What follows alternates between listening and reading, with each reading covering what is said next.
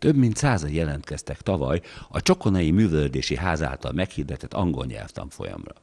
Az idén február elején elérkezett az a pillanat, amikor a hallgatók számot adhattak tudásukról. Poják Edith, az egyik ötletgazda és szervező is izgatottan várta, milyen eredménnyel végezték el a tanfolyamot az érdeklődők. Mennyire minősíthető sikeresnek ez a kezdeményezés, nem pusztán csak az angol nyelv tanulására gondolok, a jelentkezők hozzáállására, aktivitására is célzok ezzel. Hát mi azt gondoljuk, hogy sikeres volt.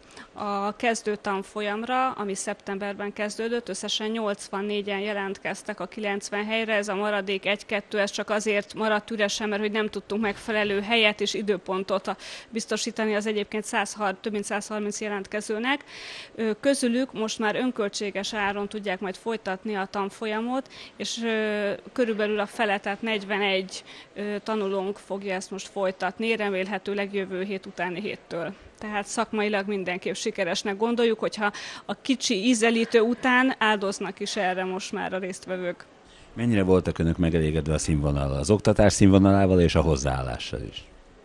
Hát az oktatókat részben ismertük, tehát próbáltunk nem zsákba macskát venni, illetve közvetíteni a tanulóknak.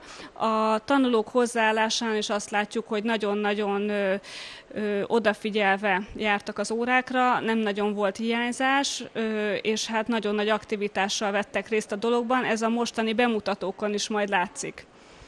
Folytatódik-e tovább ez a hagyomány, illetve esetleg gondolkodnak mondjuk más nyelvekben is? Más nyelvekben egyenlőre nem gondolkozunk, a hagyomány folytatódik. Egyrészt abban, hogy ugye a most folytatni kívánók tudják folytatni az első tanfolyamrészt, másrészt ugyanígy teljesen ingyenesen, teljesen kezdő csoportokat indítunk ősztől is, és most tavasszal is, tehát most már mind a 2 fél évben lehet majd jelentkezni, és várjuk ugyanígy a teljesen ingyenes és teljesen kezdőszintű tanfolyamra a 15. kerületi polgárokat. 3 nyelvtanár 3 csoportban készítette fel a hallgatókat, akik különböző humoros jelenetekben adhattak számot tudásukról. Mennyire elégedett a hallgatók hozzáállásával, aktivitásával, hiszen ez egy nagy lehetőség volt, mennyire tudtak élni vele ezen a tanfolyamon? Én azt gondolom, hogy a csoportom maximálisan kihasználta ezt a lehetőséget, és szerintem nagyon aktívak voltak. Nem fognak lemorzsolódni, maradnak továbbra is?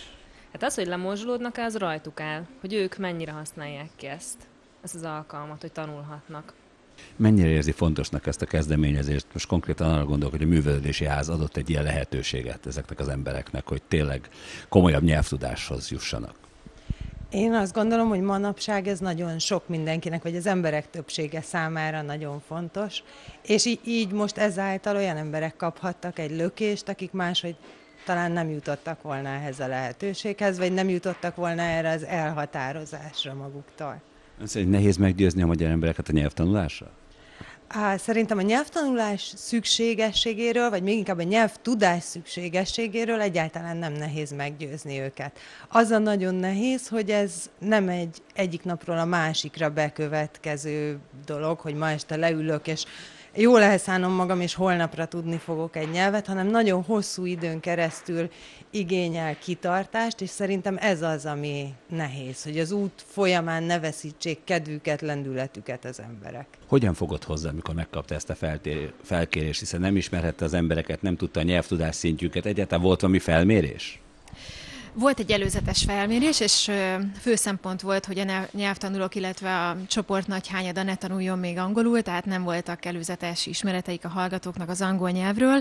Készítettünk egy tematikát, felépítettünk egy rendszert, megpróbáltuk felmérni előzetesen a hallgatók igényeit is, és igyekeztünk minél beszédközpontúbb, a mindennapi életben hasznosítható feladatokat, gyakorlatokat összeállítani, hogy a hallgatóknak sikerélmény legyen, hogyha majd kimennek külföldre, vagy a mindennapi életben szeretnének az idegen nyelven elboldogulni. Tehát egy beszédközpontú kurzus tematikáját állítottuk össze. Mennyire tudtak együttműködni a művelődési központ vezetőivel? Maximálisan együtt tudtunk működni, mind a terem, mind az időbeosztást illetően. Ők nyitottak voltak a mi igényeinkre, kéréseinkre, tehát úgy érzem, hogy nagyon jó volt az együttműködés. Mind technikailag, mind az egyéb igényeket figyelembe véve. Nekem ez egy sikerélmény volt ez az egész kurzus, minden kreativitásmódlatba vethettem, és ez önmagában is egy új lehetőség volt számomra.